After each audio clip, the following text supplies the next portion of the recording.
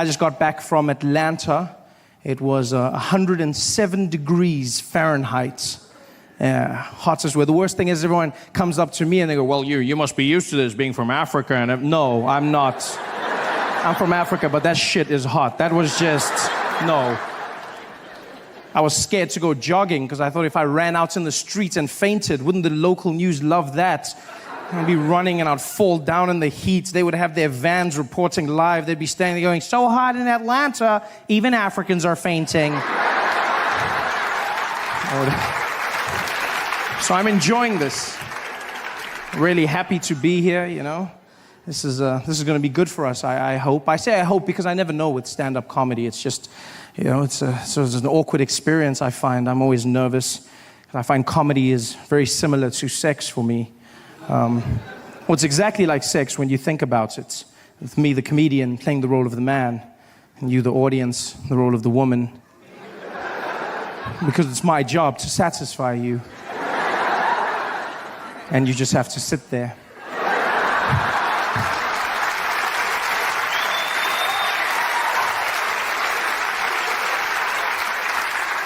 And then, just like sex, my success or failure will somehow be determined by how much noise you make during my performance. Which makes it a one-sided affair, I feel, you know? I mean, maybe you're the quiet type. I hope we have magic tonight. I hope we create something wonderful. I mean, for many of us, it's our first time together, and that means it might be awkward. I understand this. And if that's the case, I want you to know that I'll look into your eyes, I'll see that I'm freaking you out, and I'll stop. I'll stop, and I'll flip you back over, and we'll go back to the simple stuff. Okay? I've been in America for a few months now, and I'm really just thrown by the place. It's not what I expected at all. Different from the brochures and the pamphlets. There's many assumptions I had about America before I came here, and I've come to learn that those were wrong. For one, I just assumed people spoke English here. It's far from it. It's not, you know what, it's not so much the language, so much as the pronunciation of words that throws me off. It's just what Americans have done with the language. You guys have just, wow, you've done something. You've put 22s on the English language. You've got rims that just pimp my language. That's what you've gone with, you know? I don't understand. I was chatting to this woman downtown the other day. She came up to me and she wanted me to see something. I don't know what, though. She was like, oh my God, look over there. I said, look over what? She's like, over there. Look at that her. And I said, her? She's like, no, her. Look, there's two of them? I understand nothing, even the small words, just the pronunciation, you know, small things that get you by. For instance, I pronounce the opposites of uncle as aunt. I say my aunt. Out here you say my ant, which to me is an insect, which made me look like an ass when my friend told me his aunt died. And I was like, so what? There's tons of those out there. What a great way to end a friendship. I couldn't get help the other day when searching for a battery for my remote control, because that's what I say, battery, a small form of power. Yes, in America you say battery, which to me is a different form of power. Sponsored by Chris Brown.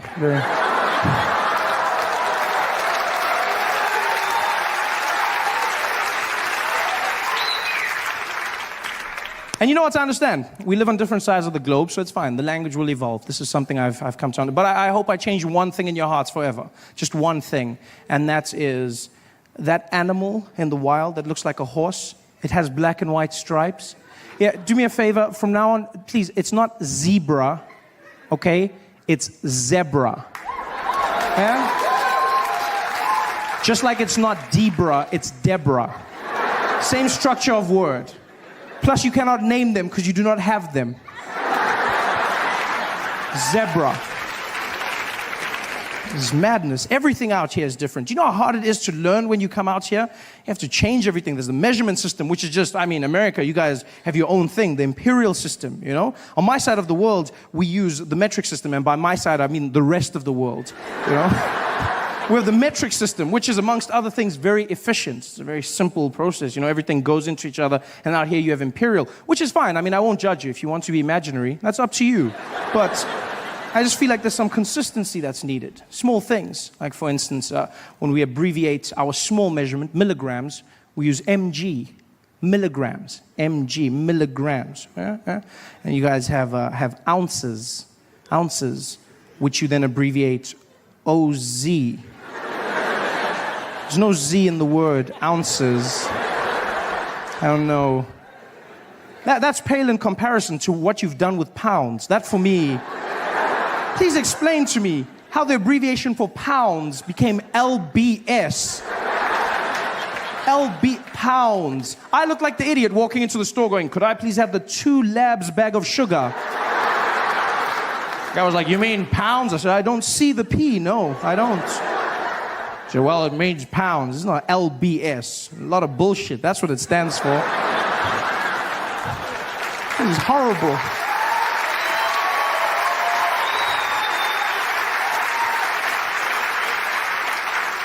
In fact, it's crazy. You do realize the imperial system is so inefficient that even American drug dealers have switched over to metric. Even drug dealers got to the point where they said, we need some order, we're going with metric. And I honestly thought this was an anomaly. I thought, you know what, this is just one of those things, it's a coincidence, but it's not. Americans do not care about abbreviation nor the English language. They don't give a damn. I learned this in the small things. Like for instance, when I was in Tennessee, I stumbled on an organization known as the Ku Klux Klan. You heard of them? Worst magic show ever. Guy gave me a pamphlet. He was like, come and see the Grand Wizard. Grand Wizard! The Grand Wizard! Didn't do one trick! Not even one trick. I mean, I noticed a few black people disappear, but I mean, that's not magic. No, that's just Reaganomics. I wasn't impressed by that. Like, where's the magic? I sat there forever. These guys running around in their sheets. Yeah! The KKK, as they're affectionately known. Has nobody bothered to tell them ever that you do not spell clan with a K? Nobody stopped. Even in America, clan is spelt with a C. The Ku Klux Klan, they're the KKC, not the KKK. You realize that? Ku Klux Klan. The C. In fact, the name is wrong. The whole thing, the Ku Klux parts of it, that's just horrible because they got that, as you know, from ancient Greece. It was Kuklos Alphion, meaning a circle of brothers. And that's how they got their name. They call themselves a Greek circle of brothers, which is wrong for 2 reasons. One, if your sole purpose as an organization is to hate black people, don't you find it strange that you've now named yourself the circle of brothers?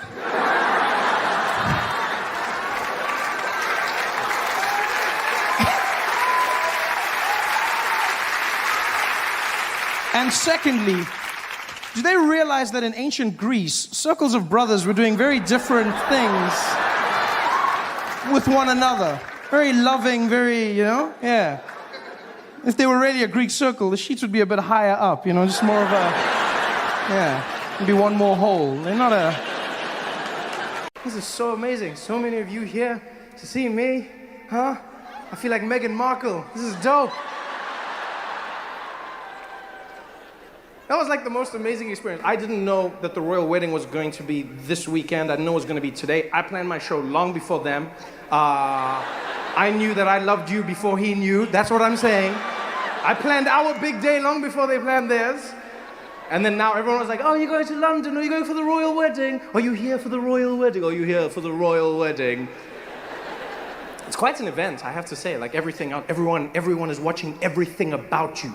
All the stories people would talk about, because you're watching it all over the world. They're like, yes, Meghan Markle. Yes, she isn't the typical royal. Yes. She isn't the typical royal. What we mean is, yes.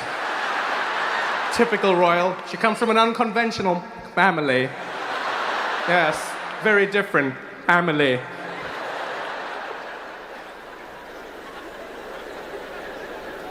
And I was like, yeah, man, she does. She comes from an unconventional family. Just like Harry, same thing. Come on. It's true, same thing. And they look good together. It was beautiful. Everyone was stressed out about it. Meghan Markle's family was in the tabloids, the Daily Mail, trying to destroy their lives. Man, when the Daily Mail comes after you, they do not mess around. They will find that one uncle in your family who's an alcoholic and shits his pants. Meet Trevor's Uncle Bobby. I didn't even know I had an Uncle Bobby.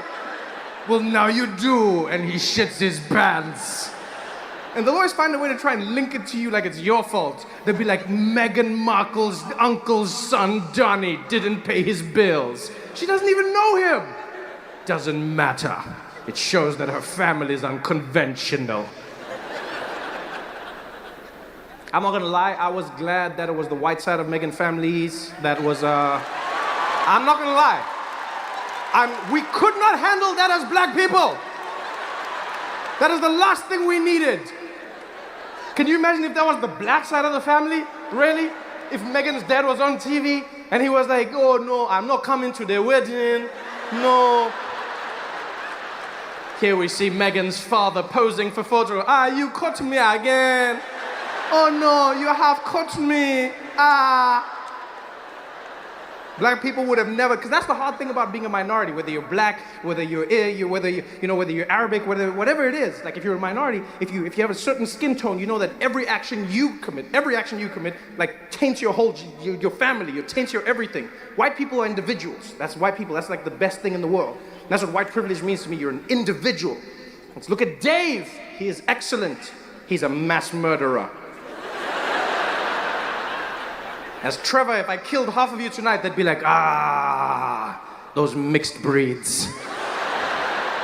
I take everyone down with me. So much stress. So I was glad. Like her mom was there. She was all, fly, looking beautiful as well.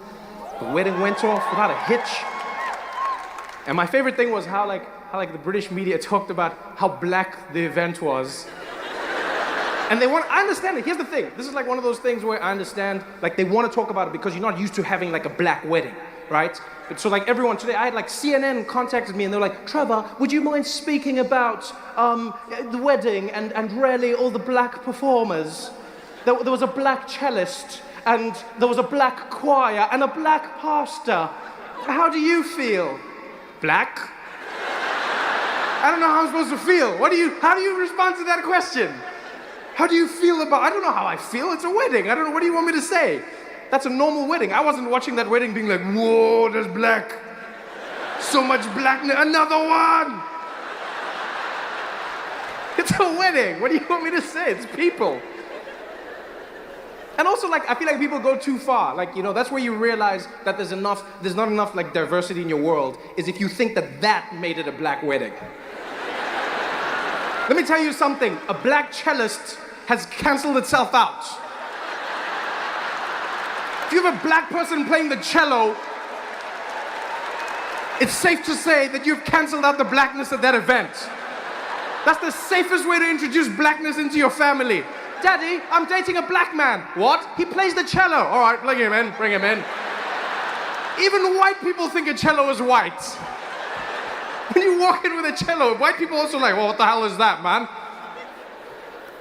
It's like it's a black wedding. It wasn't a black wedding, it was just a wedding. It was a beautiful, beautiful wedding. If it was a real black wedding, it wouldn't have ended. That's a real black wedding. It would never end. If it was a real black wedding, Prince's Nigerian uncle, he would have found like Harry's Nigerian uncle, he would have been in the carriage with them. I'm not paying for this carriage. I'm not riding in it, huh? You want to ride alone, Harry? You want to drive alone? Let me tell you something, huh? Let me tell you something. We are all getting in this carriage, eh? Every single one of us. And if we all get in the carriage, there's space for everybody. Don't be like that, Harry, huh? This is your family's day. This is not just your day, huh? When you were a little boy, who was there for you, huh? Who was there? That I was here, eh? I was there. Uncle Adebayo was there for you, Harry. Don't be like that, huh? Don't be like that. Huh? Where do you think you got your ball spot from, huh? Where do you think you got that from? That's a black wedding. This was just a wedding that included black people. That's all it was. And it was beautiful. It was beautiful to see all the celebrities showing up, all the famous people, they sang God Sing the... I never noticed that when they sing God Save the Queen doesn't sing. Which I understand. I mean, I feel like that would be a little bit weird. Like, she knows. Like, which is... Like, that's what I like about the Queen. I'm not gonna front. Like, she has a gangster vibe about her. Like, she's gotten to that point where she's like, yeah, I'm the Queen, I'm over it, let's keep it moving. She doesn't act like someone who's the Queen anymore. She's just like, I'm over it, I'm the Queen. And so everyone's standing like, and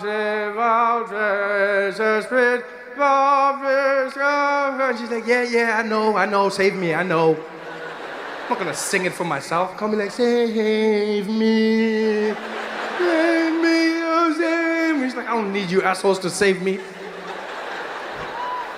I drive myself. It was such a beautiful day, every single piece of it. It was wonderful seeing the people in the streets. Everyone had a smile on their face.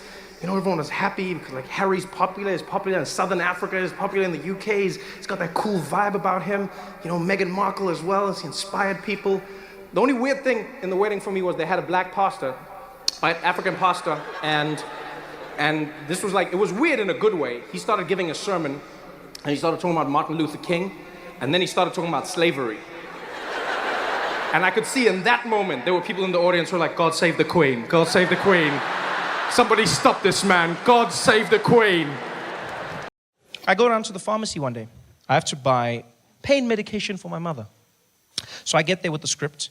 The woman's behind the counter. She's like, hi, sir, can I help you with anything? I said, yes, I need to fill this prescription, please. She goes, okay, sir, let me just check there. That's for Mrs. Noah? I said, yes. Okay, dear, hold on, miss. Oh, I'm sorry, sir. We don't have any stock there. So, what do you mean, no stock? She says, yeah, we got nothing of that medicine. She says, okay, well, when are you getting more? Oh, we're not going to get for a few months, eh? There's a back order problem. Okay, so what do you... My mom, she needs the pain medication. She says, yeah, I'm sorry. Just joking. Hey, you should have seen your face, eh? I've also got jokes there, Trevor. I'm like, you got jokes? My mom is in pain. She's been shot. You got jokes? This is not the time, but what the hell? It's not funny, lady. This is too soon. This is too soon.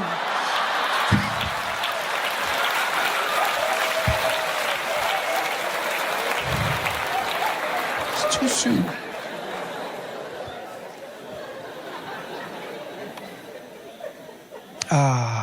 Hospitals. I'm not a fan. Now I had to go back for my surgery, voice surgery, one of the most stressful days of my life. I'm there at 5 o'clock in the morning. I'm sitting in the waiting area. There's a woman who checks you in for your surgery. She's not friendly at all. She's not even trying to make people feel good. She's like, next. We'll come up, you know. Next. It's my turn. I get there. She's like, name? I said, oh, Trevor. She's like, Trevor. Say name. I said, Noah. Noah. Noah? Trevor Noah. I said, yes. Trevor Noah? I said, yes. The comedian. The one who's making the jokes, eh? Yeah. Jokes about us when we're on strike, eh? No, not that one. Not that one. This one. It's another one. It's not me. It's another one. It's like, yeah. Yeah, you are here now, eh? It's not funny now, eh? No, it's not funny. It's not funny. It's like, yeah. Where's your jokes now? So they're in the car. They're in the... Eh? Oh, nothing. Funny guy. So what you want here? Eh? You got a surgery? Yes. Why are you talking like that? What's wrong? I've got a thing in the... Oh, the voice is broken. Eh? Did you break something? We pull them. Eh? What's wrong? It's sore. I said, yeah. Oh, I'm sorry. It's sore. Yeah. She's like, oh, you want the medicine? I said, yeah, please. Okay, let me just check. Oh, they say laughter is the best medicine, eh? Yeah. So why don't you just make a joke and fix there, eh? Yeah, just make a joke inside, funny guy, eh? Funny. Even me, I can do it for you. I can make a joke, eh? I can fix there. Knock. Who's there? Nobody. Yeah. Funny. Next.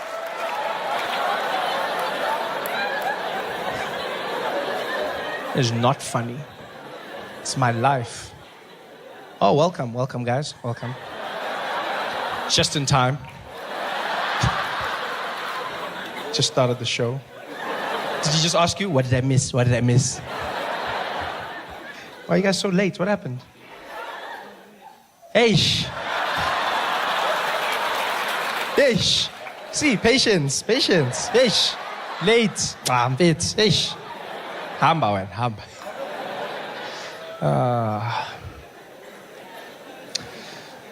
Luckily, the voice surgery was a success. You know, I had a great doctor. I was blessed enough to be able to heal. And I can do the shows again. The most important thing, though, is the tea. As weird as it sounds, I have to drink it. It's a mixture of rooibos, lemon, honey, ginger, sea salt, and bicarb. Disgusting, but it works. Which is great. I can do my shows in South Africa. Can do my shows in Southern Africa, which is fantastic. You know, I started doing that, going out into Africa. Have you ever been into Africa, sir? No? What's your name, if you don't mind me asking? Gerard. Never been out into Africa? No. The reason I say into Africa is because this is not Africa. No, South Africa is not. This is Africa light, guys. This is. Don't get it twisted. When I say Africa, I mean Africa, like Africa. No jokes. No white people. Nothing. It's just you in the streets, Gerard. Just you. You see like one other white person, you get happy. Yeah. It's a reflection.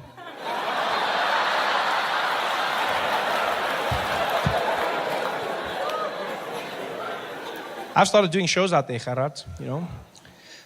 Places like Namibia, fantastic. Botswana as well, beautiful. Wanted to go to Zimbabwe, but I skipped it. No, because I don't want to die. That's the only reason. You laugh, but I mean this, because you can't make jokes about Robert Mugabe in Zimbabwe. If you do this, then you get arrested and sent to prison for mocking the president, right? And so I know I would go there and I wouldn't be able to resist. Like, I'd just be like, hey, my style. And then I'm in jail. Which normally wouldn't be such a bad thing, because what would happen in an international incident like that is normally your president would just come there and then he would ask for you to be released and taken back to your country. That's all. But now, I don't know if that guy would come and fetch me.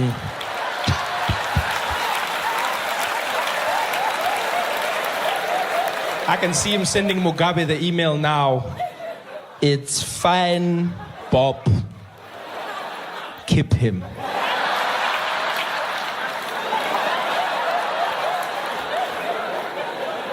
So I'm not taking any chances. Hey there, thanks for watching. Now, all I need you to do is click on that little circle on your screen. Yeah, that one. Oh, yeah, just like that. Hold on. Yeah, click. Nice. That's how racism starts. But you know what? It was worth it. Yeah, it was worth it. I love traveling, man. I love traveling and learning about places, and reading things, meeting new people. When I think about like the history of racism, I'm fascinated by racism as a concept, as an action, policy. All of it fascinates me. I read these stories in history. And one of the most fascinating things I read about recently, one of the most fascinating places, was a place called Rochester, New York, where genuinely, this blew my mind, where they had a city which was basically dedicated to rehabilitating people who had escaped slavery, right? So black people who had escaped the South, got into the North, were rehabilitated at this place. Frederick Douglass wrote many of his works there. The suffragette movement kicked off there. It's a powerful, powerful little place. And like I was reading these stories, and what they would do is, slaves would escape from the South, they'd make their way to the North, they would get to Rochester, the Underground Railroad would get them there, and then they would rehabilitate them, put them on boats, and send them to Canada so that they could live free. And I was like, it's a fascinating story for two reasons. One, to remind you that there were a lot of good people, white people out there, because a lot of time I get angry at white people, and then I'm like, no, there's good ones, calm down. And the second part of it that was amazing was that they convinced black people to get back on boats. I think that's one of the most amazing stories I've ever read. Because do you know how convincing you'd have to be to convince someone who's they've just escaped slavery? Think about that for a second. Somebody's just escaped slavery. They've made their way there, finally. Right? They wake up after one night of free sleep.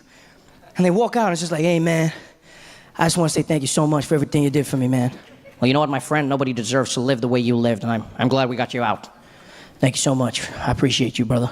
Thank you, my friend. Okay, all we got to do now is get you some paperwork, get you cleaned up, and put you on a boat, get you to Canada, and you can live a free life, and everything's going to be better. I'm sorry, hold up. Yeah, yeah, could you come again? What did you say? Oh, I know, the paperwork thing is weird, but we got to get you some identification. No, you said something about a boat? Yeah, we're going to get you on a boat so you can get to Canada. Yeah, I don't, yeah, we don't do boats no more. I don't know if you know our history, but me and my people, we took a cruise one time. That shit didn't go so well. So, yeah, we got to find another way to get to Canada, if you don't mind. Now, but the boat is the best way for us to get there from Rochester. Yeah, that might be the best way for y'all, but we gonna walk. Hell, we can run real good. We can run, but we ain't getting on no boat. My friend, you got to get on the boat. Man, I ain't got to do shit. I just got free. Imagine if I get on that boat on the other side, I'm in the same place. What they gonna say to me? Why'd you get on that boat? Because he was real nice. Oh, hell no. I ain't getting on no boat. Well, you gotta get on the boat, though. You're free now. You gotta get over this. Look, man, maybe one day in a few hundred years, one of my descendants named Kanye West will be over this shit, but I ain't over it right now. So I ain't getting on no boat. We gotta get you on the boat, damn it! I'm not getting on no boat! And that was the day the phrase "nigga please" was invented.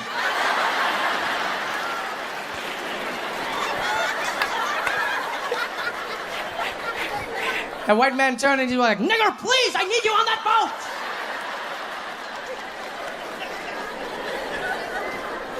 And that story was passed down generation to generation. Black person to black person, free man to free man. So then that white man got down on his knees and he said, "Nigga, please. Nigga, please, nigga, please. I ain't never heard that phrase before in my life. Nigga, please, nigga, please, nigga, please." I know that's probably a phrase Barack Obama used at least once in the White House. At least once. Like, Mr. President, do you think Trump is because of you? Do you think you caused this? Oh, nigga, please. Just one time. One time I know he used it. Have you guys seen our president? Huh? Have you seen him lately? Oh, man. He's back. He's back and better than ever before, you know? The last few months have been so taxing on him. People fighting with him in Parliament, shouting things at him. He's been stressed, sitting in a corner, quiet, all to himself. And then he found out that he would be paying nothing, absolutely nothing for the upgrades at Nkandla. And he walked into Parliament, a new man. Had a bounce in his step. Yeah, he swag back. Jacob 2.0. I mean, he's still doing the same things, making the same mistakes, but now he has a certain level of panache. I saw him mess up a speech the other day, stumbled on a word like he always does. This time, though, he didn't frown, he didn't get stressed. He just worked through it. And here we can clearly see there are red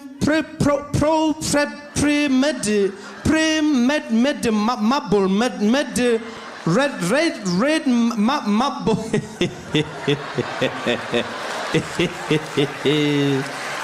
A marble red marble.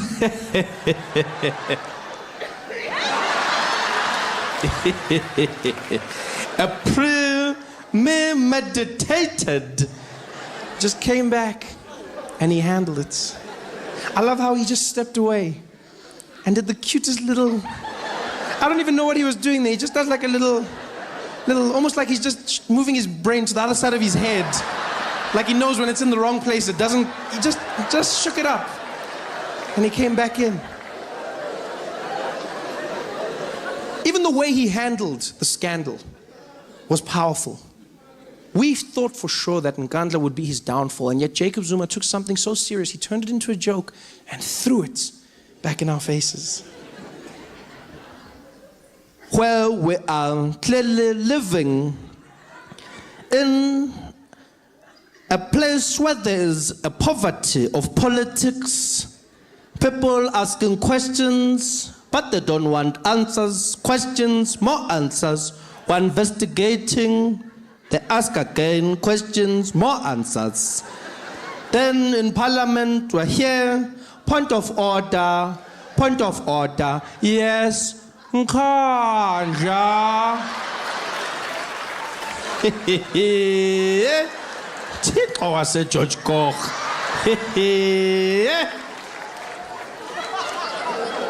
Who's this guy? He's just shrugging it off, evading, maneuvering. Never mind the Nkandla joke. I love the fact that he rolled his eyes. That blew my mind. I've never seen Jacob Zuma do that. He looked over and he was like, oh. When did Jacob Zuma start rolling his eyes? That's not something he does. Jacob Zuma doesn't roll his eyes, guys. Yeah. In fact, presidents don't roll their eyes. It's not a very presidential thing to do in parliament, to roll your eyes at the opposition. Even the most defiant rulers in the world don't roll their eyes. When the UN is telling the leader of North Korea to stop making nuclear weapons, you don't see Kim Jong-un going, oh, whatever. You don't roll your eyes. But Jacob Zuma did, and he did it in style. I want to know where he learned it, how he learned it. Has he been doing this for a while? Yeah, because rolling your eyes is part of an attitude. You don't just roll your eyes. If you roll your eyes, you got that sass, you bitchy, you know? Is he doing more than that? Now I see Jacob in a totally different light. Now I'm picturing him hanging out with the rest of the ANC comrades, chatting about these problems. President, they want to know where's the money, Mr. President, where did the money go? And he's like, I'm in relicas. Over and over, they keep asking me.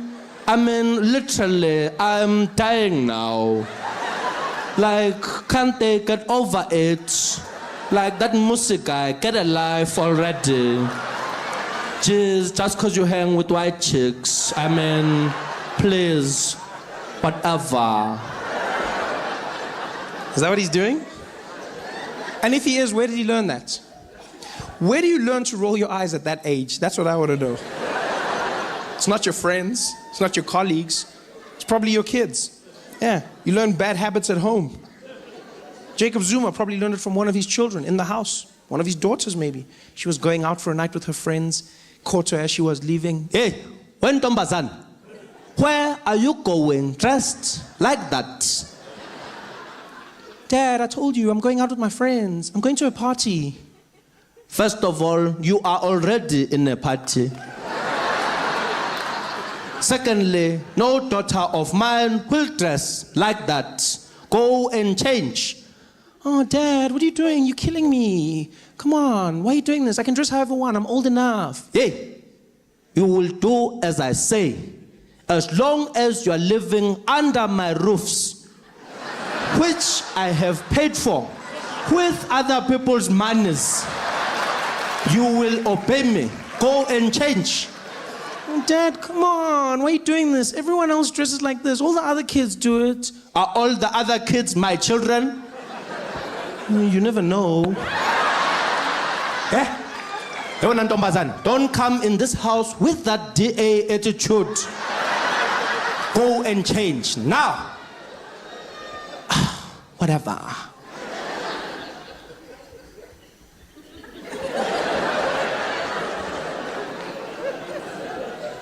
What was that? What did you just do? I didn't do anything, Daddy. Don't lie to me. I saw it. You did something with your eyes. It looked like the Undertaker. But they came back. What was that? I just rolled my eyes, Dad. Girl, it made me feel so insignificant. What you did there made me feel like you did not acknowledge the seriousness of this situation. Can you teach me how to do that? Yeah, like, it's easy. Like, you just roll your eyes. If someone says something you don't like, then you're just like, whatever. Whatever. No, Dad, whoa, that's too much. That's too much. You just gotta loosen up, you know? Just be like, whatever. Whatever. I think I got it. No, you don't have it, Dad. You're rolling your head. You're supposed to roll your eyes. And my eyes are where? Exactly. And he was off. Ready to roll, baby. Hey guys, thanks for watching. Make sure to subscribe to my channel so you can win cool prizes. And by prizes, I mean surprise. There's no prizes. It's a free YouTube video, you greedy Click the video, man. Why you want free things on free things? You guys have any questions? I love like the revelry of DC, you know? I just love the Constitution. Every building here has like purpose, like meaning. You know, in other places it's just like, what's that? Ah, it's the dentist. And then here it's like, it was the nation's first dentist. Welcome to the show. Welcome to the show. How you doing? How you doing, everybody? How you doing? How you doing? Welcome to the show. Welcome to the show. Yeah, you're looking late but stylish. I like this. This is good. Why are you late, brother? What happened? Say again? It's his birthday. Oh, okay. What does that have to do with him being late? But I love how you said that so confident. I said, why are you late? And she was like, it's his birthday! Like he's been saying that to you all day. Every time you ask him something, you're like, baby, why are you taking so long? It's my birthday! You made it seem like there was cause and effect to the situation. Why are you late? It's his birthday! You know how many candles he's had to blow out today? It's been a hard day for his lungs, Trevor. Happy birthday, brother. Happy birthday. Congratulations. How old are you today? 35. Yo, young man. All right. That's a big age though. 35. What, did you do something special? Did you treat, who are you with him, ma'am? Yes. Why did you chuckle first? I said, are you with him? She was like, yes. I don't know which way to read the chuckle, because it could mean either one. It could be like, of course, or it could be like, for now. I don't know which way to go with it. So why are you late, birthday boy? Why? Say again? You just drove from Philly? Okay, I'll take that. I'll take that, man. I appreciate it. Happy birthday, man. Thank you for coming out, my brother. I appreciate you. I really do, all the way from Philly. Now I will sing for you personally. Happy birthday to you. Nothing makes a black man more awkward than a song. Happy birthday to you. What's your name? Tell me your name real quick.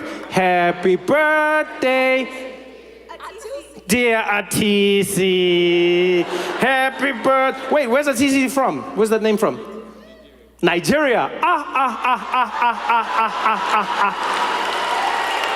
Why are you burying the lead, Atisi? When I said, why are you late? You should be like, he's Nigerian. In fact, the fact that he's here in the first hour means we're Ali. I cannot believe that.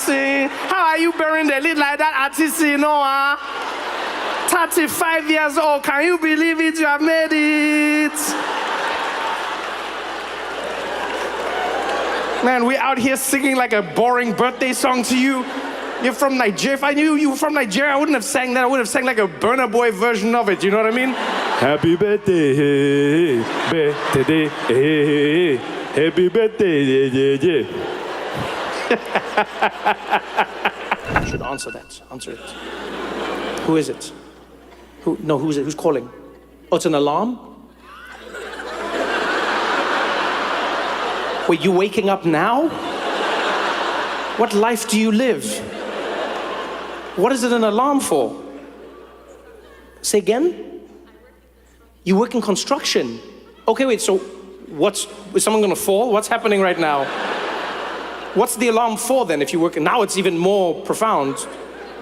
So what is the alarm? Something you have to do for work. Okay, you can do it, I won't be offended. We'll wait, do it. It would be weird if like you don't do a construction thing because of me, and then like a week later we're reading in the newspaper, then like building falls down because someone didn't do the construction thing they were doing. Sources say she was at a comedy show and was afraid to, is it like it's some, if it has an alarm, clearly it's like it's important. What is the thing you're supposed to do? You'll tell me in private? What type of construction is this, girl? Tell me in private, do we need hard hats? You guys have any questions? How much money do you make per show? How much money do I make per show? All right, I'm gonna answer the question, but I first need to know, like, who did you come with? Who are you with? Are you with that gentleman? Yes. Are you his father, sir? And then are you the mom? Okay. You are confirming you are the parents. Okay. Because I don't know, that seemed like a setup right there.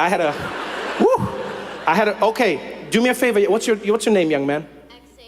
Xavier. Do me a favor, Xavier. Stand up on your chair. Ask your dad to balance you. Stand up on your chair and face everyone. And tell me this doesn't look like someone was about to be like, are you my father?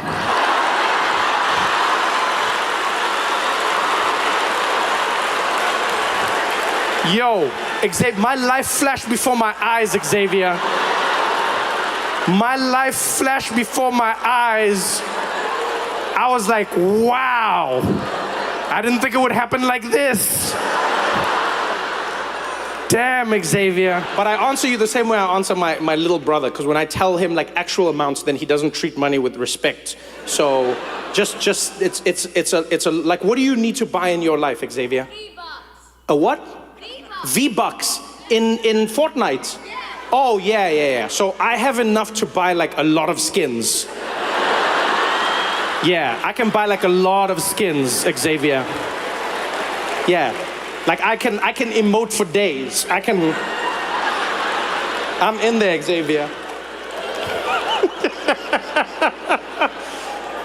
Wow, that I'm not even joking. You guys, you don't understand what I'm looking at right now. There is a little me with an afro sitting in the second row. Oh, you're just like, oh boy. I was like, oh, you shouldn't take questions, Trevor. Is this how it's gonna turn? Well, just like, what do I do? I met him at the show. What do I say? Where have you been? What do you mean, where have I been? I don't know you. Why did you leave me? Oh, goodness, Xavier. Surfing is a crazy sport. There's no need for you to be in the water at that time. You might get eaten by a shark. I do not feel sorry for you. I feel bad, but not sorry, because you knew the thing was there. What's crazy is you even have experts that defend sharks. I don't even know when this started. When did we start defending killers? Like, we defend them. They're out there in the ocean, they're killing and stuff. And then you have these shows, Discovery, Shark Week, 50-50, shark experts. And they come out, hi guys, I just want to tell you a little bit about sharks. Did you know that sharks aren't the mean killers everybody paints them out to be? Sharks don't even like eating humans. They don't. How do you know this? How do you know this? I mean, for things that don't like humans, they've eaten a lot of them, you have to admit. They've eaten a hell of a lot. Surely the memo would have gotten around by now. No, they don't like eating humans. What happens is they get really confused, because from underneath they see you paddling on the surface and they mistake you for a seal. They think you're a seal and they come up and they grab a bite, and then by the time they realize you're not a seal, it's too late. It's not their fault. They're just sharks. I'm like, really? Why don't those same people come and defend like black people when people are saying black people commit crime, black people crime? Like, why don't they have those same people there, Like, these blacks always robbing people, these blacks always, and they come and, well, actually, guys, black people don't like crime.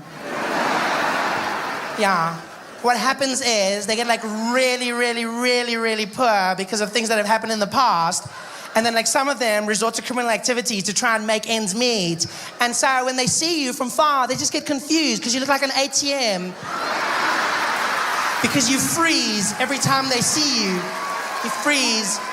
And then they poke you and money comes out. Yeah. It's not their fault. They're just poor.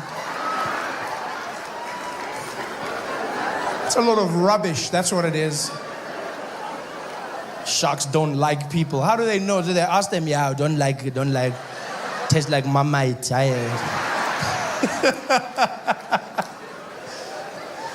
don't surf. I sit on the beach and I enjoy it from there. It looks beautiful. I enjoy it.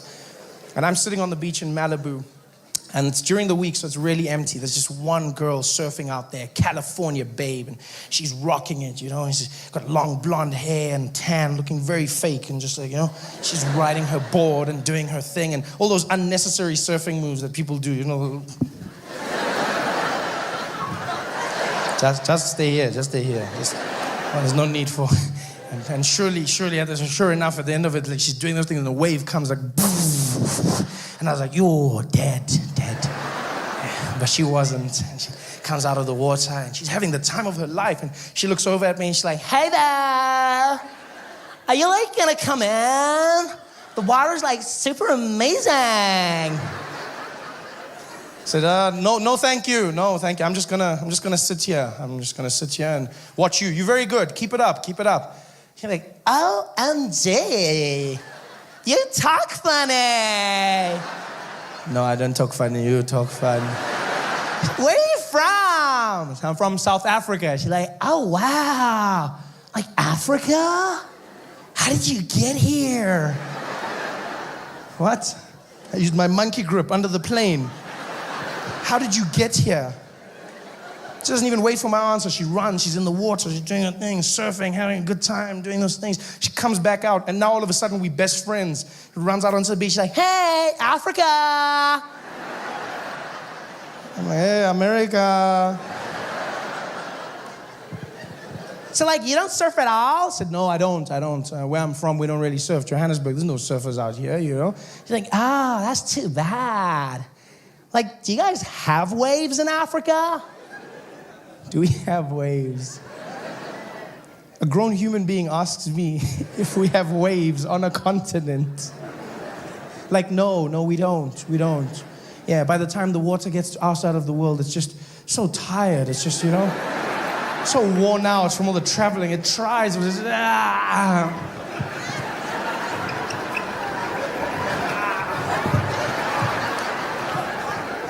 Do we have waves? She's brilliant. She says this and she runs back into the water, and every time she goes out there, it's like she comes back more stupid. It's almost like she's fishing for stupidity out there. It's almost like there is a shark. She's like, yeah, ask him this now, ask him this, ask him this. Because she comes back, and I'll never forget this. Till the day I die, I will not forget this conversation. She comes back onto the beach, and she stands next to me, and she's taking off her wetsuit, and she goes, so, like, Africa, can I, like, ask you a question? I said, yeah, go ahead. If you're, like, from Africa, have you, like, ever had AIDS?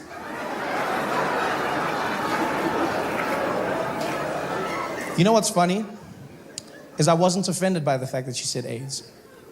But I was offended by the fact that she said, ever had AIDS.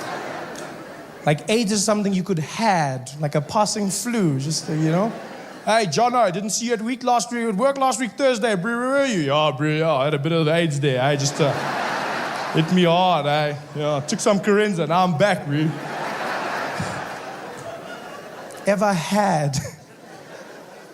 And you know, I know as a child of a continent that's ravaged by this disease, it's my job, it's my duty to educate people when I meet them. You know, it really is a part of who I am. But you know when you look at someone in their eyes and there's no hope. It's just that old SABC tone, just like doo. You know, so it's only two of us and I'm bored. I figure, why not have some fun? And so I look at her and I'm like, yes. Yes, America. I've had AIDS many, many times. She's like, oh, wow, really? Oh, my God. So aren't you gonna be like super skinny and dead or something? I said, no, AIDS is not as bad as you think. It's just like chocolate, you know? You just shouldn't have too much at one time. You're just like, AIDS. Oh, too much AIDS. Oh. And then you stop for a bit, and then after you're like, more AIDS. You know, you just chill. She's like, wow, AIDS is like chocolate? I said, yeah, you should try it sometime. She's like, no, that's disgusting. So then if it's like chocolate, then it's gonna get all melty, and I'll be covered in like AIDS chocolate, and I'll be all sticky, and I'll be all dirty. I was like, yeah, then you just take a shower for the... No, what are you... Oh, no, don't you laugh at my president. Damn you, people, damn you. I don't accept your laughter, damn you. Don't you laugh, this has nothing to do with that great man. Turning my jokes against me, no. I will not participate in this madness. How else do you get clean? Hey there, thanks for watching. Now, all I need you to do is click on that little circle on your screen. Yeah, that one. Oh, yeah, just like that. Hold on. Yeah, click. Nice. Bodyguards, yeah, fine. Minister of Finance, it's our money. Bodyguards, yeah. But there's some ministers where we're just wasting money now. Huh? Minister of Agriculture. Why are you even in a hurry? No, you've got the slowest portfolio. Where are you going? Nothing happens in agriculture in a hurry. Nothing. There's no drought starting at 4. Why are you in a hurry? Yeah? And why do you have bodyguards? Who's trying to kill you? The cabbage mafia. Yeah? No, guys. Just sit in the traffic and shut up. Stop wasting our money. Give Nelson Mandela that motorcade. That's what he needs. Stuck for 4 hours, people. You know how terrifying that must have been for the ambulance driver? He knows who's in the back. You wouldn't want Nelson Mandela dying on your watch. He's there panicking hour after hour. Nobody coming to help. Finally tried to do something himself. I'm sure he just got up there. He was like, Tata, Tata, Tata. Mandela's there like, Saint Peter, is that you? Just, no, Tata, it's me. It's me, it's Piwe. Oh, that's BEE in heaven. Yeah? No, Tata, no. We're still here. We're in the ambulance, Tata. The ambulance is stuck. Damn it. So are they sending another one? Hey, that's the thing, Tata. We've been here for hours. Nothing has happened, eh? So I was thinking maybe we should hitchhike. Man, you are killing me, man. Tata, what can we do? Okay. Help me up. They get up. There they are on the side of the highway. Nelson Mandela and Spiwe trying to get a lift from people. Spiwe's on one side panicking. Mandela's on the other side hitchhiking. Nobody's stopping. Spiwe's there. Tata, they're not stopping. They'll never stop for black people. Like, yeah, and those are the black people. Because we don't stop anymore. I wouldn't stop. I don't know about you, but I wouldn't stop. I'd see Nelson Mandela, but I wouldn't stop. No, because for the life of me, I would not begin to believe that the man standing on the side of the road hitchhiking is Nelson Mandela. I'd see him. I'd be driving past. I'd be like, hey, that guy looks like Nelson Mandela. Look, guys, look, that guy looks exactly like Nelson Mandela. Yo, it looks like him, man. Looks like, but I wouldn't stop. Yeah.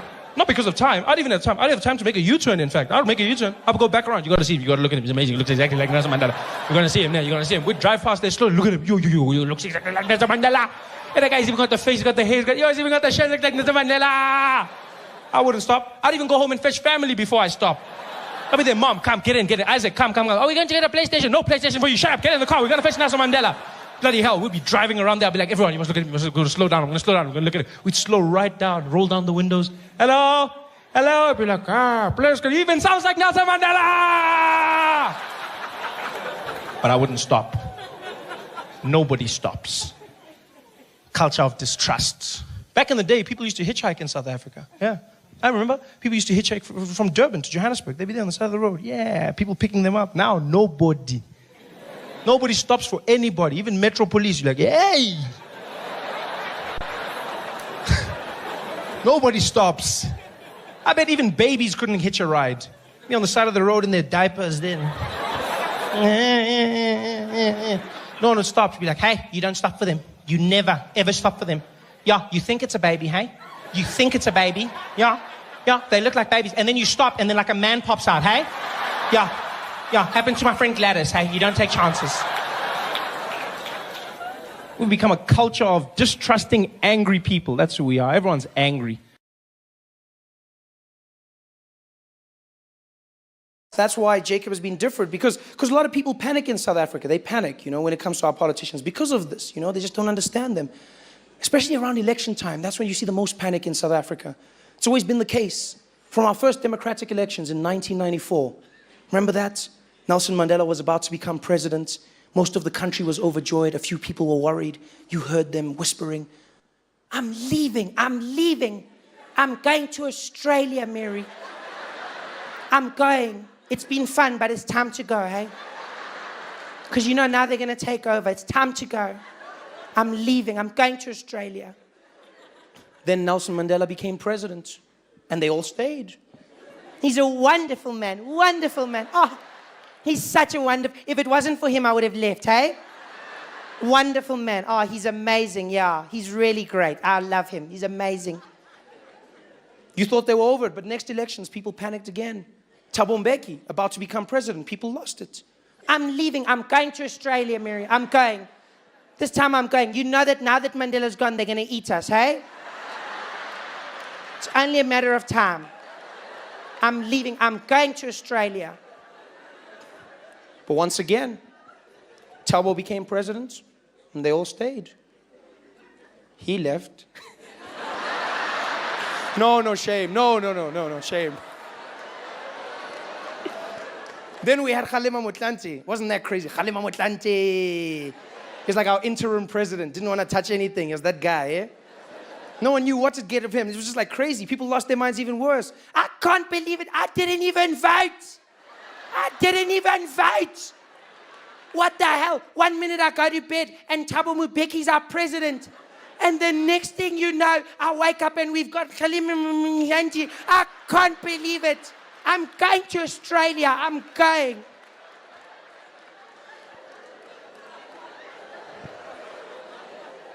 But then once again, thankfully, they stayed.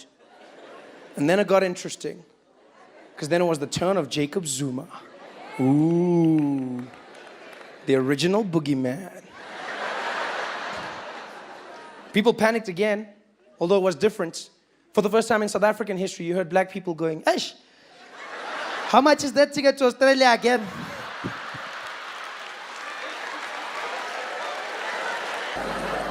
Jacob knew he had to go big or go home. He knew there was only one way from where he was, and that was down. Jacob was like, they will remember me one way or another. Utata might be the father of the nation, but I will be the father of a nation.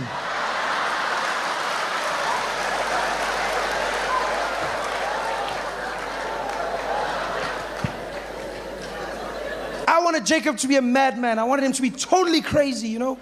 I wanted him to not give a damn, walk into Parliament 4 hours late, his top undone, belly hanging out, walk in like nothing's wrong in the world. Everyone's been waiting for him running in, singing.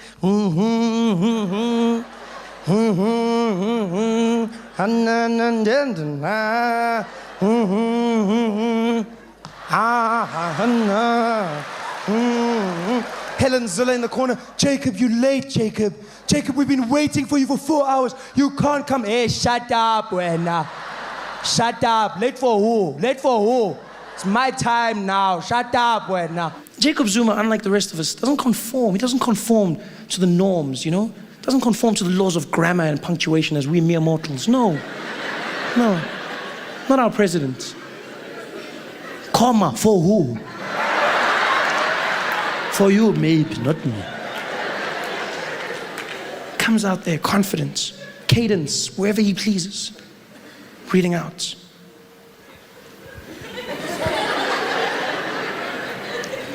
We have and always will be proud members of the ANC.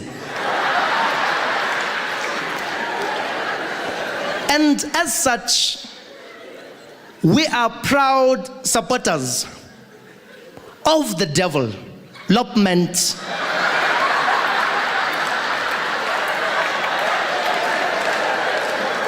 of rural areas.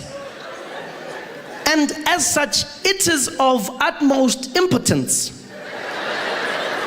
to note that 2011 is the year for us all to party. Yes, participate.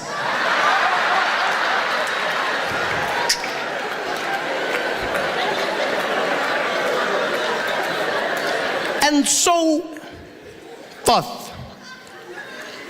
Let it not be a blame game. Let us understand that I, Jacob Zuma, am not a country on my own.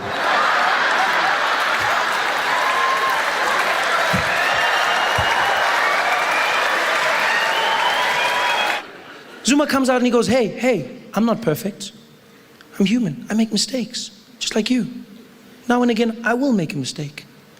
And another one. No. But hey, who's perfect? I look at Jacob Zuma and he strikes me as the kind of person who's on Facebook, you know? He's just got that vibe to him. No, you can see Facebook people. Some people look like Facebook people, some people don't. He strikes me as a Facebook person. He strikes me as that kind of guy, you know? In the presidential office in the morning, he's sitting there, getting everything ready, and he chills, gets into it. www.facebook.com. And hello? No, I'm very busy now, very busy. Yeah, I'm writing a speech. Yeah. About the world. Yeah, okay, bye-bye, bye-bye. Log in, username, Jacob, Zoom.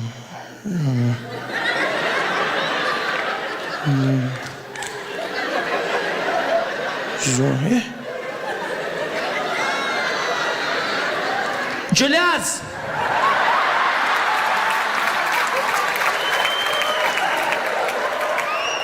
Julius! Yeah? Where's you? I'm here. This guy is stupid, man. You Zuma. Log in. Status update.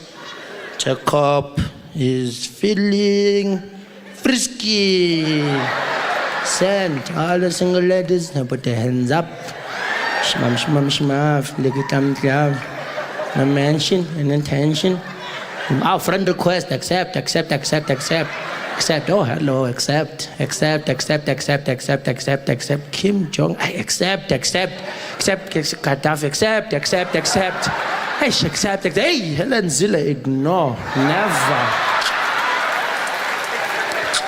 Wants to see my photos, yeah. Coming here with, what's happening here? Julius, invitation. No, man, Julius, I don't want to be a vampire, man. Decline. This guy. What? Obvious, Team Jacob. Stupid question. Coming here with those things. Okay. Mbeki is online now. Okay. Check the status. Mbeki is an African. Comment. Mbeki is unemployed.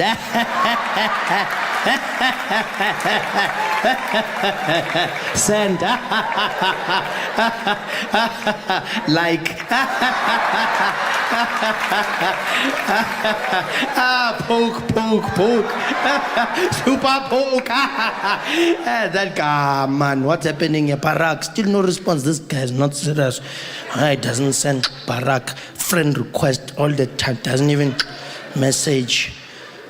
Dear Barak, it's me, Jacob. Why don't you want to be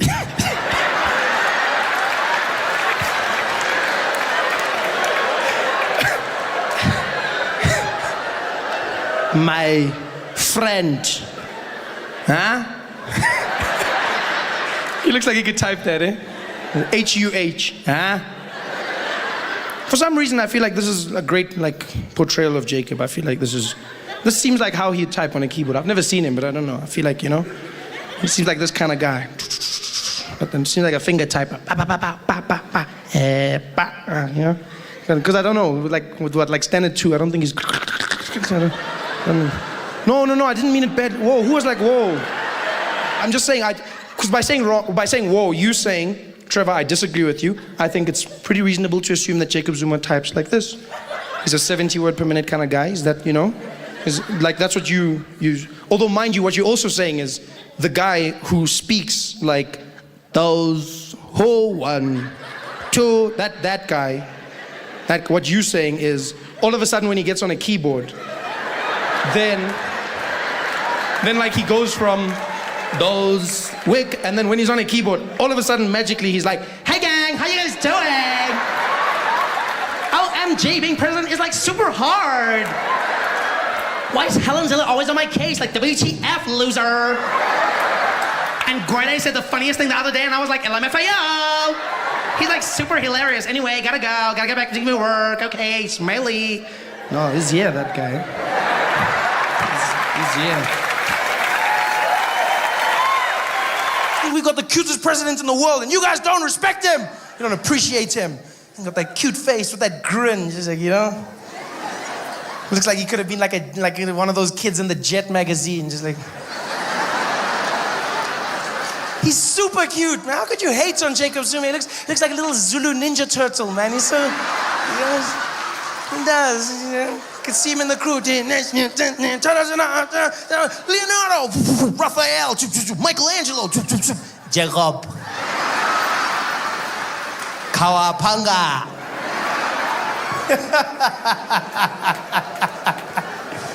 Oh, I miss Jacob so much.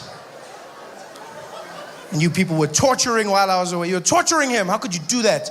Painting horrible pictures of Jacob Zuma. You guys are disgusting. The man, Jacob, on the mountain with the wind blowing through where he'd have hair. Just him, Jay-Z, and Mini-Me. Although it wasn't that mini, though, you have to admit. No, it was a pretty solid picture. Well, not solid, but you know what I'm just saying, if it was me, I wouldn't have been offended by that, eh? I would have been there at the gallery every day, just like posing and waiting for people. They'd be like, yeah, hello, ladies, hello. Hello, nice, hello. Take a picture there, take a picture. They must know.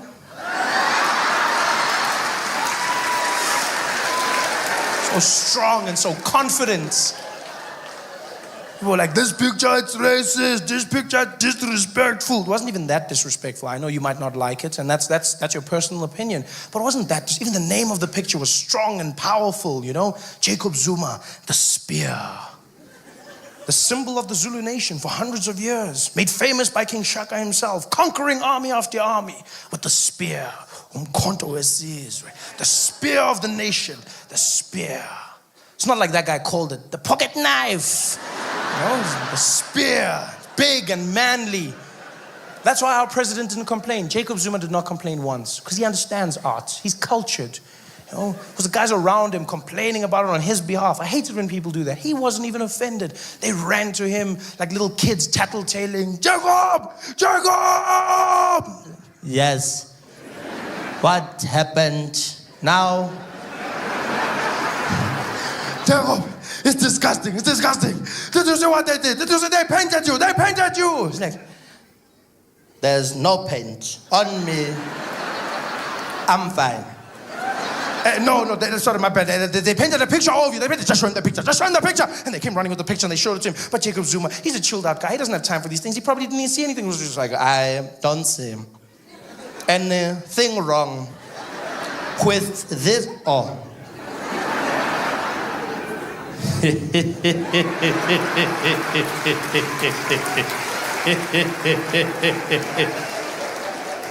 The giggling Casanova has no time for these trivial pursuits. I wouldn't be shocked if Jacob's having the time of his life right now in the presidential bedroom. Starting himself a new romantic game to play with the ladies.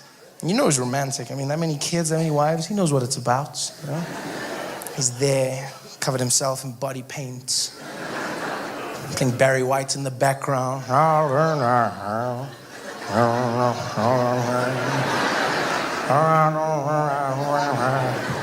Gets to the bedroom door looking all sexy.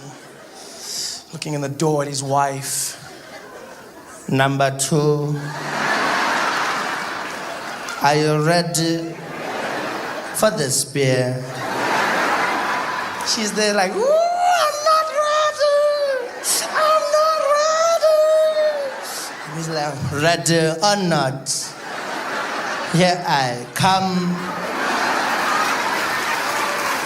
Jacob Zuma was in the balcony waving at everybody, you know, because elections are coming up, so you're going to see him everywhere now. Just there waving. Yeah, you're going to see him in the streets waving. You're going to see him at the rallies dancing. Yeah, he's going to be out shaking hands, kissing babies, mostly his babies, but still, vote for me. Because he knows he has to connect with the people. The ANC's having a tough time right now. This is one of the worst times in ANC history. Highest levels of corruption, lowest levels of service delivery. The ANC is just a shadow of its former self. Yeah. People in the ANC are disgusted by the ANC. They stand there like, ANC. Man. No, man, enough, man. No, come on, ANC. They say this while looking in the mirror. Come on, ANC. Can do better, man. Come on, man. It's gotten bad. It's so bad, even Kgalema Motlanthe doesn't go anywhere with Jacob. Have you noticed this? Vice president, but you never see them together. Because Kgalema's like, I don't want that guy. Always tells Jacob's like, let's go, Kgalema. He's like, I'll meet you in front, go. No, Dr. Pambili, hamba wena, Dr. Pambili. It's gotten bad. Who do you vote for? Mampele Rampele. It's a fun name. Won't make me vote for you, though. Yes, Dr. Mampele. Used to date Steve Biko, so she knows about the struggle. She's intelligent, an elderly black woman. And she came out. She denounced the ANC. She said, the ANC is not what it used to be in this country. As black people, we need to stand up and realize that change is needed. Vote for Ahang, wait, and vote for change. And we're like, yeah, you go, girl.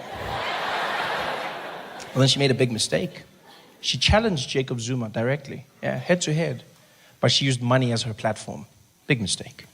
Never bring money up around Jacob, ever. No, because I don't know if you've noticed, our president never admits to money. There's always money around him, but it's never his.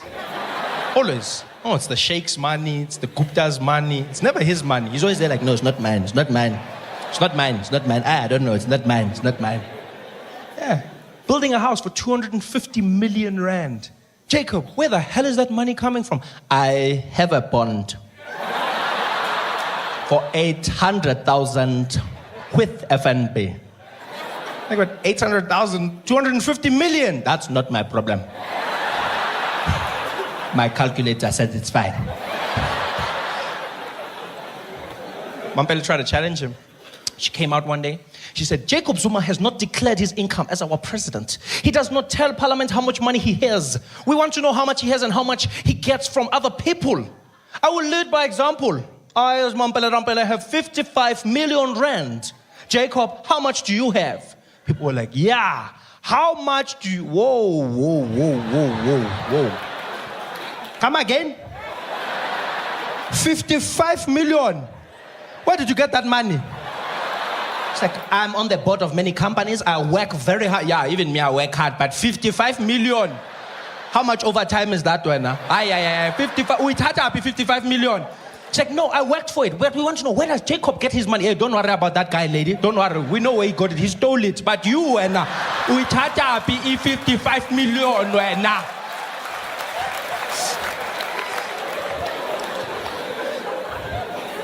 I don't know who to vote for anymore. Because you can't make jokes about Robert Mugabe in Zimbabwe. If you do this, then you get arrested and sent to prison for mocking the president, right? And so I know I would go there and I wouldn't be able to resist. Like, I'd just be like, hey, my style. And then I'm in jail. Which normally wouldn't be such a bad thing, because what would happen in an international incident like that is normally your president would just come there and then he would ask for you to be released and taken back to your country. That's all. But now, I don't know if that guy would come and fetch me.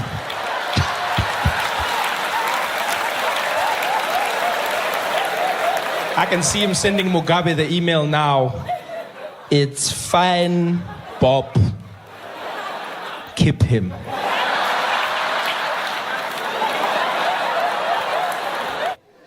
Jacob Zuma hasn't smiled in months. He was our laughing president. You guys remember that? Huh? He was that guy.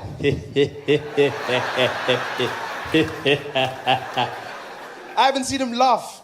For months he's been there in Parliament in a corner.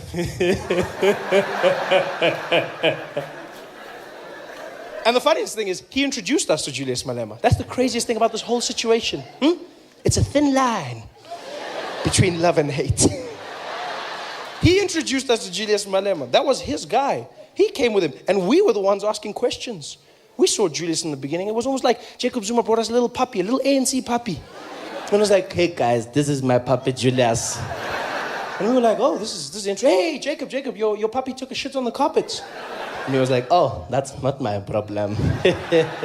Good dog. We're like, hey, Jacob, your puppy's chewing our shoes. Like, that's not my problem. Good dog.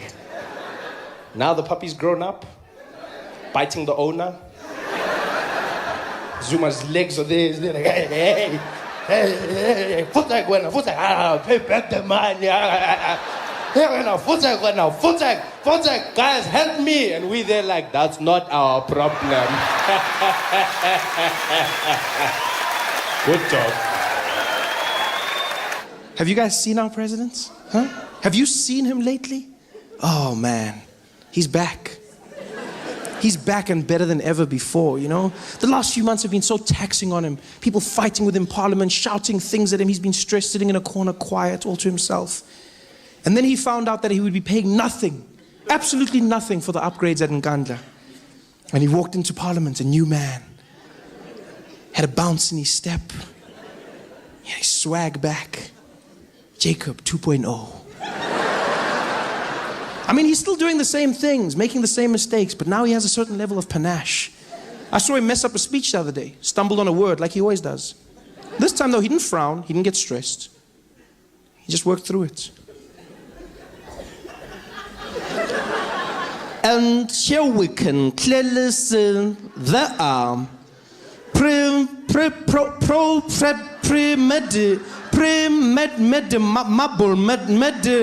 red marble.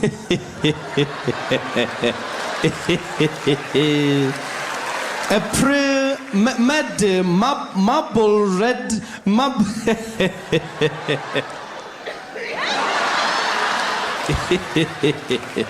A premeditated.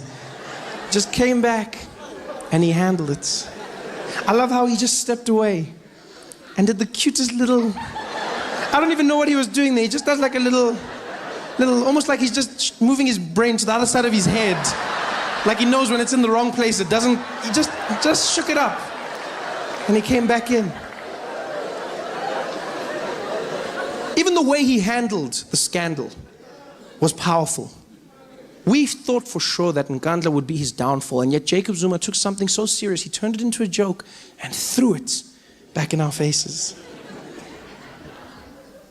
Where we are clearly living in a place where there is a poverty of politics, people asking questions, but they don't want answers, questions, more answers. We're investigating, they ask again, questions, more answers. Then in Parliament, we're here, point of order, yes, Nkandla.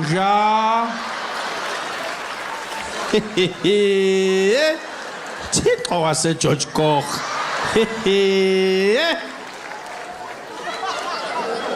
Who's this guy? Huh? He's just shrugging it off, evading, maneuvering. Never mind the Nkandla joke. I love the fact that he rolled his eyes.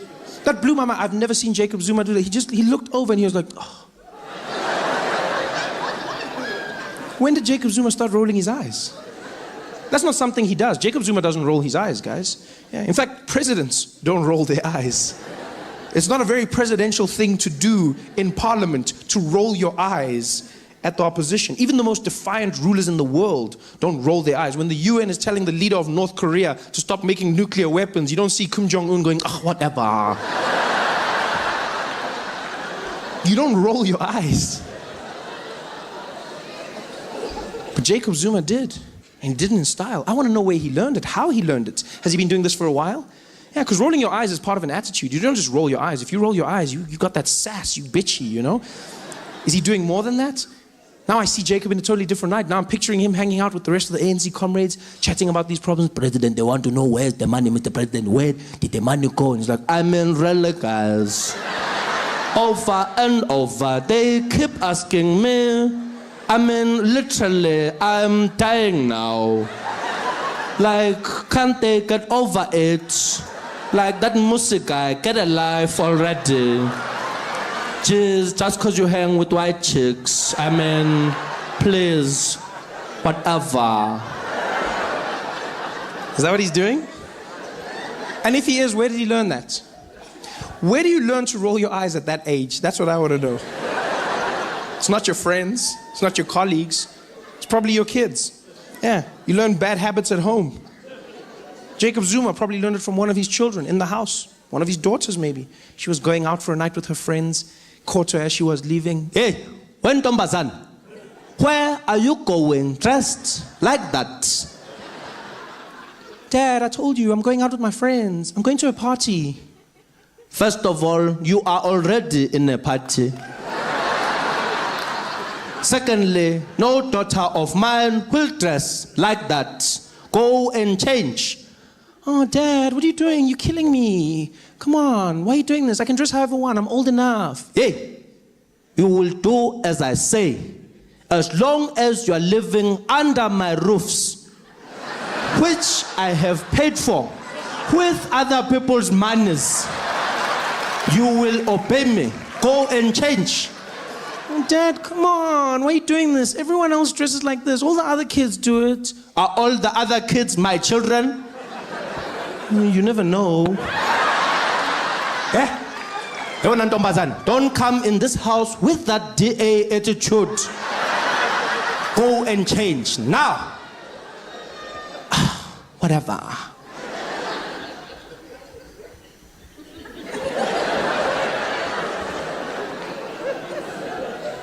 What was that? What did you just do?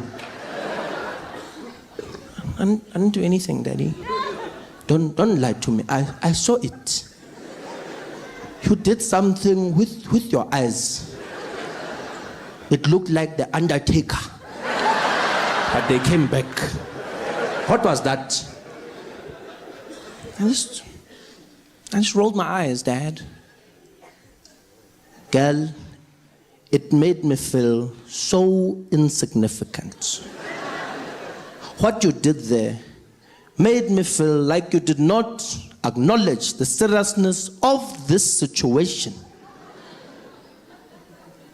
Can you teach me how to do that?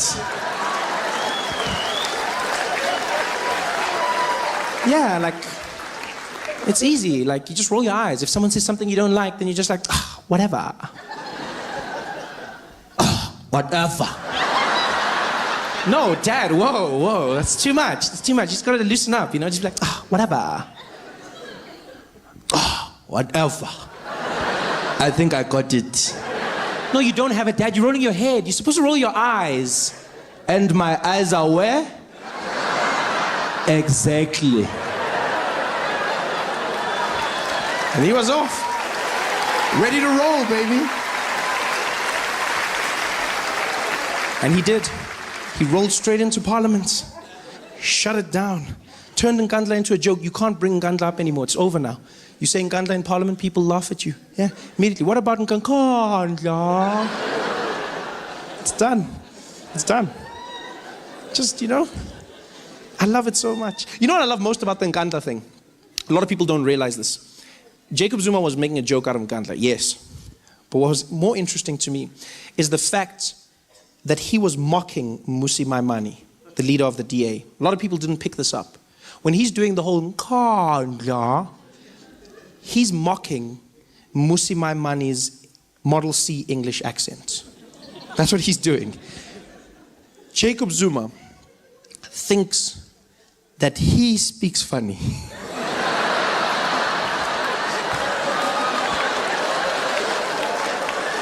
That is priceless.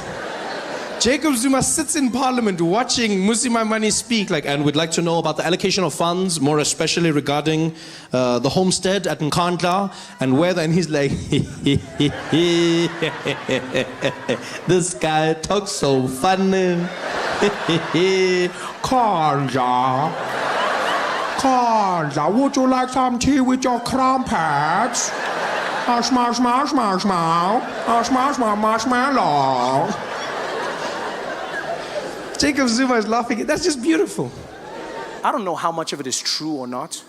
What I do know is, if Jacob Zuma was allowing the Guptas to control our country and choose our ministers, then it wasn't my president being corrupt to me. It was the Guptas telling him what to do. It's like Julius said, The Guptas were in his ear all along. They were inside his ear all along. and you know the way Julius sounded, it sounded amazing. Because like, I get the phrase when they go, they were in his ear. But he said they were inside his ear. It sounded like the Guptas were actually inside Jacob Zuma's ear, which actually would have made sense when you think about it. What if they were inside his ear the entire time? How do we know that every single time Jacob Zuma was speaking to us as a nation, he was actually telling us what the Guptas were saying to him? Like he had one of those earpieces that they have on those hidden camera shows. You know? Like he was there in Parliament, outside Parliament. There was a van with the Guptas sitting inside it. Hello, Jacob. Jacob. Jacob. I've activated your earpiece. You're going to repeat everything that I tell you, okay? Jacob, Jacob. Can you hear me, Jacob? Can you hear me?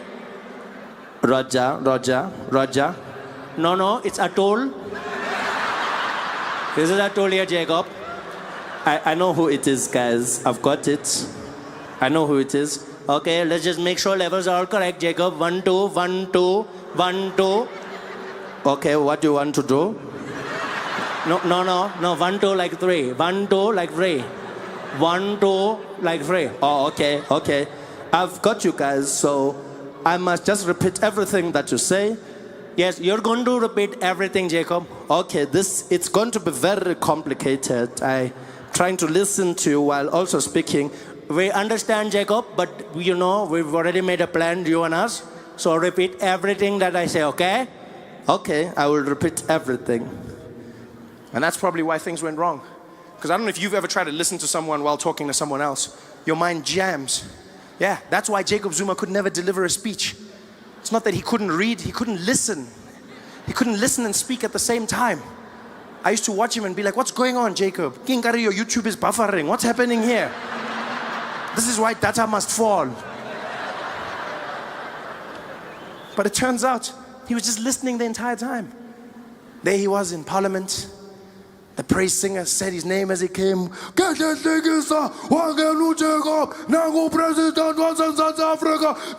Zuma. Jacob Zuma came out to the podium. His earpiece was ready. Good evening, everybody. Good evening, everybody. Proud South Africans, and Indians especially, We are doing well in this country. We are doing well in this country. And also, don't listen to the news. Don't listen to the newspaper. The newspapers, even though what they say is right sometimes. Also, there is no problem with the ANC. Also, there is no problems with the ANC. The membership is growing. We currently have 939,360,000.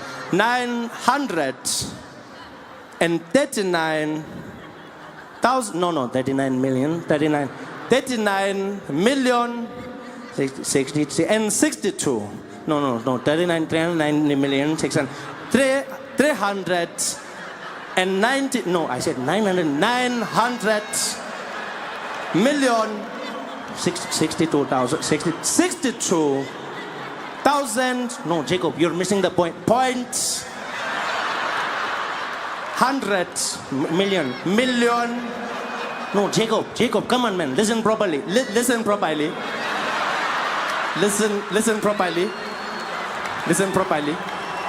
No, Jacob. Listen properly. 900 million. Give me a pen there. Hey, Pelele. No, Jacob. 100 million. 39 million. 63,000. 63,000. What are you doing? Jacob, no man, that was just a tickle and a cough. Tickle as a church cough. Okay, this is going wrong, Jacob. Abort. Abort, Jacob. Abort. I bought.